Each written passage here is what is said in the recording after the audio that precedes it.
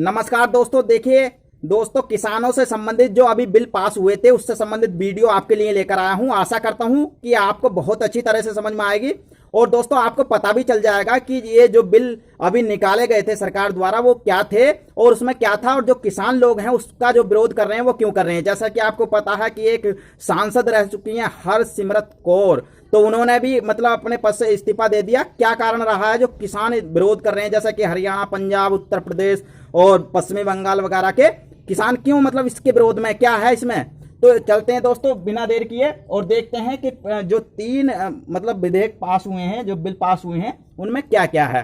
दोस्तों देखिए, जून के महीना में जून 2020 में मोदी सरकार 3 अध्यादेश लाई। उसकी स्थान पर उसने 3 बिलों को संसद में पेश किया और तीनों बिल संसद में मतलब पास भी हो चुके हैं। सॉरी, संसद में नहीं, लोकसभा में पास भी हो चुके हैं। ठीक है, कौन कौन से बिल थे?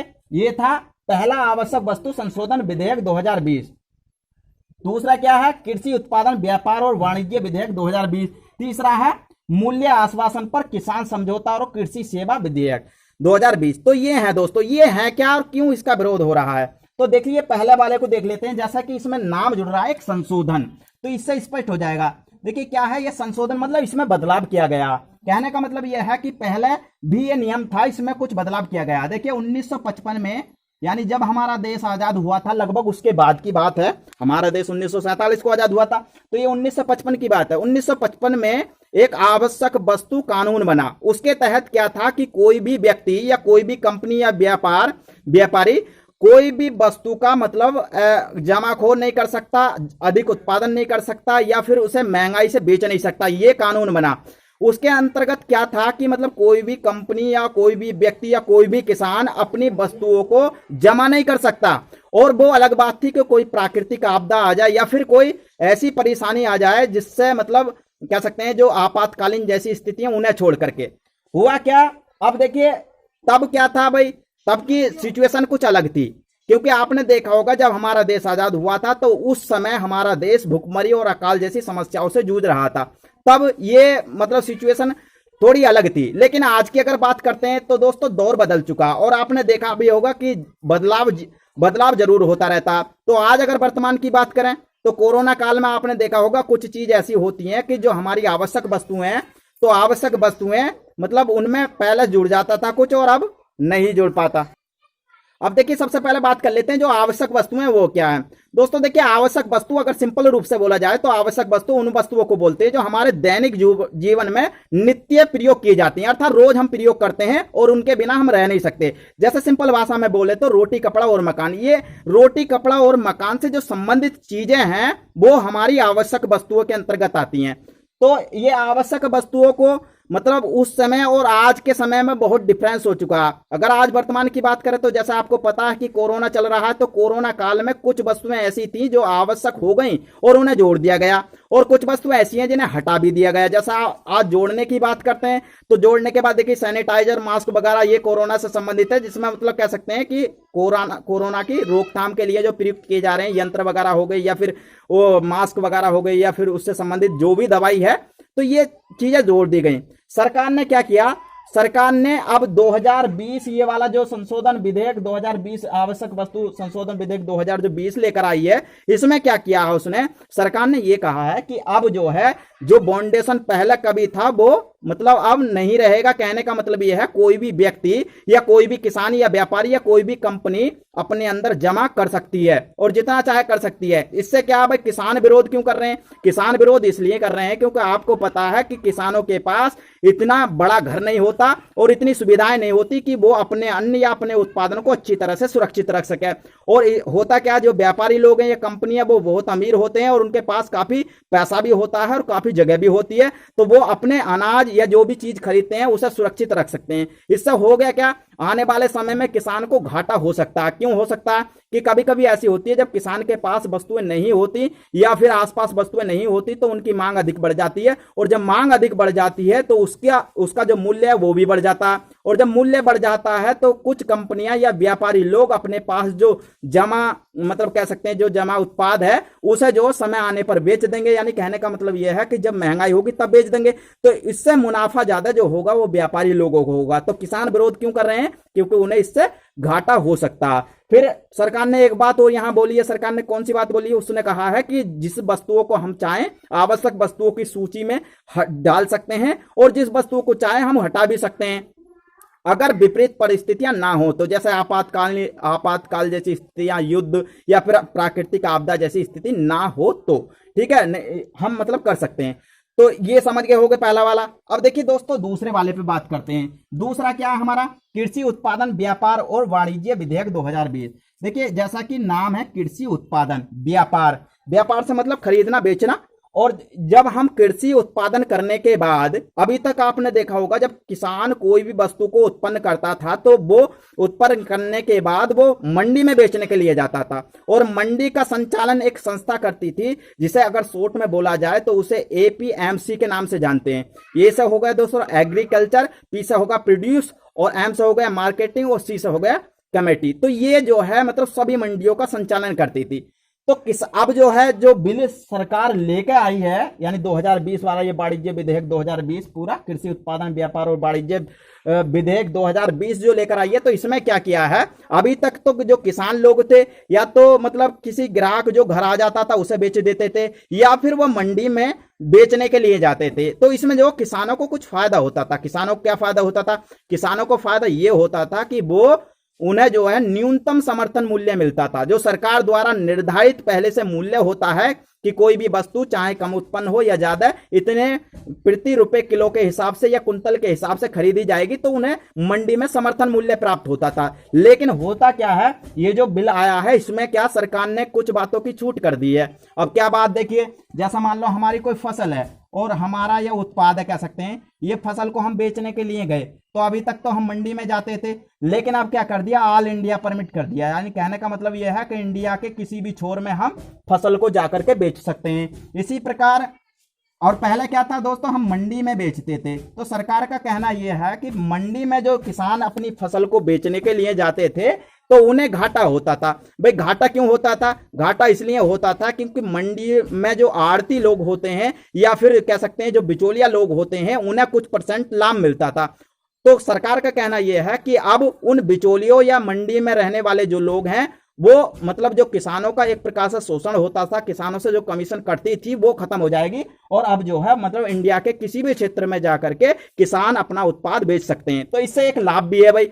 लाभ क्या कि हम पहले तो एक ही निश्चित स्थान पर ले जाते थे और अब जहां चाहे वहां बेच सकते हैं। लेकिन हमें घाटा क्या, किसानों का कहना यह है, घाटा वो क्यों बता रहे हैं और विरोध क्यों कर रहे हैं, वो इसलिए विरोध कर रहे हैं क्योंकि मान लीजिए इंडिया के दूसरे छोर पे बेचने के लिए जाते हैं, एग्जाम्पल मानिए पैदावार यहां ज्यादा है और यहां ज्यादा पैदावार है तो यहां मांग कम होगी और यहां मांग कम होगी तो यहां जो है हमारी कीमत घटी हुई होगी। लेकिन कहीं दूसरी जगह मान लीजिए कि दूसरी जगह अगर मान लो इंडिया में जाते हैं, एग्जाम्पल मानिए कोई महाराष्ट्र से प्याज बेचने के लिए मान लो पश्चिमी बंगाल या फिर इधर तमिलनाडु दक्षिण साइड में जाता है तो आप देखोगे कि उधर प्याज की कीमत थोड़ी ज्यादा होगी और मुकाबले मतलब जहां वो पैदा हो रही है। तो ऐसा अगर स्थिति हो गई तो जो पैदा हमारा हुआ है जो भी मतलब अन्न या फिर सब्जी या फिर अनाज, तो उसे बेचने के लिए जब हम दूसरी जगह जाएंगे तो आप देखोगे धीरे धीरे उधर की वस्तुएं सारी उधर ही चली जाएंगी जिधर महंगाई है। तो वहां के लोग जो खाना जो हमारा मतलब दैनिक जीवन की वस्तुएं खाने में यूज करते हैं तो उन्हें पर्याप्त मात्रा में नहीं मिल पाएंगी। तो इसलिए मतलब ये एक प्रकार से घाटा भी है। दूसरी बात, किसानों ने एक बात और कही है कि जब हम मंडी पर बेचने के लिए जाते थे, यानी जो संस्था एपीएमसी यानी यहां हम बेचने के लिए जाते थे तो हमें क्या न्यूनतम समर्थन मूल्य प्राप्त होता था। लेकिन हम इंडिया के किसी भी क्षेत्र में जाएंगे तो ऐसा नहीं है कि हमें न्यूनतम समर्थन मूल्य प्राप्त हो, इसीलिए किसान इसका विरोध कर रहे हैं। और किसानों का यह भी कहना है कि सबसे पहले अगर मान लो ये अध्यादेश या बिल पास हुआ था या कह सकते हैं मतलब निकाला गया था तो सबसे पहले जो किसान संगठन है या किसानों के जो नेता हैं उनसे इस बारे में चर्चा करनी चाहिए थी। इसलिए जो किसान लोग हैं इसका विरोध कर रहे हैं। ठीक है, तो ये दूसरा हो गया। अब दोस्तों तीसरे पर चलते हैं। देखिए तीसरा क्या हमारा, तीसरा मूल्य आश्वासन पर किसान समझौता और कृषि सेवा विधेयक 2020। तो इसमें क्या है दोस्तों, इसे जो हम दूसरे नाम से कह सकते हैं कॉन्ट्रैक्ट फार्मिंग, इसका मतलब होगा संपर्क या अनुबंधित कृषि भी कह सकते हैं। ठीक है, इसके अंदर इसके अधीन क्या होता है दोस्तों, प्राइस बिफोर फार्मिंग। इसका मतलब यह है, देखिए इस विधेयक के अंतर्गत जो सरकार ने किया है वो क्या है? सरकार ने इस विधेयक के अंतर्गत बताया है, क्या बताया कि कोई भी व्यापारी या फिर कोई भी कंपनी आपके यहां खुद संपर्क करेगी, आपके मतलब किसानों के यहां जाकर के खुद संपर्क करेगी और जिस वस्तु को वो चाहे उसे मतलब अपना एक मूल्य बता देगी शुरू में कि हम इतने रुपए में आपसे मतलब ये उगवाकर खरीद लेंगे और इतना खरीद लेंगे। तो किसान इस बात पर सहमत हो जाएगा तो वो उत्पन्न करेगा और आखिर में जब वो फसल उत्पन्न हो जाएगी तो वो खरीदने के लिए खुद किसान के खेतों तक जाएगा। कहने का मतलब वो अपनी सवारी खुद लेकर आएगा, चाहे वो व्यापारी हो या फिर कोई भी प्राइवेट कंपनी हो। अब इससे क्या है कि किसानों को एक लाभ तो ये हो जाएगा कि किसान पहले खेत से घर लाते थे और तब मंडी या कहीं क्षेत्र में बेचने के लिए जाते थे। इससे क्या है, जब किसान के यहाँ खुद मतलब किसान के यहाँ खुद व्यापारी या फिर कोई कंपनी वहां जाएगी खरीदने के लिए तो खुद अपना वाहन लेकर जाएगी या फिर कोई ऐसा सामान लेकर जाएगी जिससे वो खरीद के ला सके। इससे किसान को यह फायदा हो जाएगा कि वो घर जो लाता था उसके लिए जो परेशानी उठानी पड़ती थी वो नहीं उठानी पड़ेगी। लेकिन किसान इस बात में विरोध क्यों कर रहे हैं भाई? किसान इस बात का विरोध इसलिए कर रहे हैं क्योंकि किसान कहते हैं कि मान लीजिए किसी व्यापारी ने या फिर किसी भी कंपनी ने हमारे पास आकर एक मतलब इकरारनामा कर लिया, क्या बोला कि भाई हमें जो मतलब 100 कुंटल गेहूं की जरूरत है। मान लीजिए किसी ने एग्जांपल किसान से बोला कि हमें 100 कुंटल गेहूं की जरूरत है और उसने बोल दिया कि हम जो है मतलब 2500 रुपए प्रति कुंटल के हिसाब से गेहूं लेंगे और आप पैदा करो, हमें इतने की जरूरत है, इतने भाग में पैदा करो। तो किसान ने मान लो ये बात मान ली, उसने इकरारनामा मतलब कर लिया कि हम तुम्हें ही बेचेंगे। होता क्या है, मान लो किसी कारण बस जो सरकार का निर्धारित रेट है वो बढ़ जाता है तो इससे जो किसानों को हानि हो सकती है। कैसे? मान लो उन्होंने 25 रुपए निर्धारित किया और मान लीजिए जो अलग मार्केट में या फिर मंडियों में अगर बेचा जाए तो गेहूं 30 रुपए 3,000 रुपए प्रति कुंटल के हिसाब से बिक रहा तो 500 रुपए का किसान को घाटा हो जाएगा।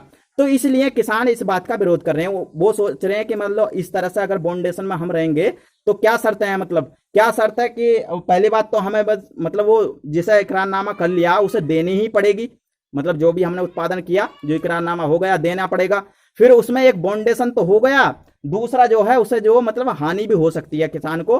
और अगर मान लो किसी कारण बस पैदावार अधिक हो जाए किसान के यहाँ तो जो उसका मतलब जो व्यापारी है या फिर कोई भी प्राइवेट कंपनी है जो खरीदने के लिए उससे इकरारनामा कर चुकी है तो हो सकता है पैदावार को देखकर उसका जो मूल्य है वो कुछ कम कर दे, कह दे कि भाई हमें जो मतलब इतने उसमें खरीदना है, तो अपने जो मतलब उसका जो बॉन्डेशन था जो इकरारनामा था उससे वो नकार सकते हैं। तो इसलिए किसान जो इस बात का विरोध कर रहे हैं कि ये हमारे लिए मतलब ठीक नहीं है। लेकिन जो सरकार है भाई, सरकार का ये भी कहना है कि जो ये मंडी वगैरह है ये हमने मतलब समाप्त नहीं की है और जो हमारा MSP होता है मतलब मैक्सिमम सपोर्ट प्राइस, न्यूनतम समर्थन मूल्य, ये भी हमने खत्म नहीं किया है। देखिए दोस्तों एक बात और आपको बता दूं कि हमारा देश जब से आजाद हुआ है जवाहरलाल नेहरू से लेकर आज जो वर्तमान प्रधानमंत्री है मोदी जी तक, ऐसा मतलब कोई भी इतना ठोस नेता नहीं हुआ जो किसानों के पक्ष में काम कर सके। आपने देखा होगा कि अगर आज की वर्तमान की GDP की बात करें तो बहुत न्यूनतम स्तर पर चली गई थी और ये किसान ही ऐसा व्यक्ति है जिसने इस GDP को उठाने या रोकने का काम किया। और दुनिया के उद्योग धंधे या आपने देखा होगा हमारे भारत के उद्योग धंधे बहुत उद्योगपति अमीरपति लोग भी इसके सामने घुटने टेक चुके थे, लेकिन ये किसान इतनी मेहनत करने के बाद इसने GDP को रोका। तो इसलिए कहीं ना कहीं अगर किसानों के अधिकारों का हनन होता है या किसानों से सलाह नहीं ली गई तो कहीं ना कहीं मतलब इसमें खामी हो सकती है, उनसे सलाह लेनी चाहिए। मैं ये नहीं कह रहा कि ये बिल गलत है, बिल भाई ठीक भी हो सकते हैं क्योंकि कोई भी चीज पूरी तरह से 100% सही नहीं होती, इसमें भी कुछ में कुछ अच्छाइयां होंगी तो कुछ खामियां भी होंगी। तो आशा करता हूं दोस्तों आपको तीनों बिलों के बारे में अच्छी तरह से समझ में आ गया होगा। और देखिए दोस्तों अगर वीडियो आपको मेरी पसंद आई हो तो वीडियो को लाइक करें, शेयर करें। और दोस्तों अगर मेरे चैनल पर दोस्तों आप पहली बार हैं तो प्लीज़ चैनल को सब्सक्राइब भी कर लें और साथ में बेल आइकन भी दबा लें जिससे कि आपको तुरंत नोटिफिकेशन मिल सके। मिलता हूं दोस्तों अगली वीडियो में इससे भी अच्छी वीडियो लेकर, तब तक के लिए नमस्कार, जय हिंद, जय भारत, जय संविधान।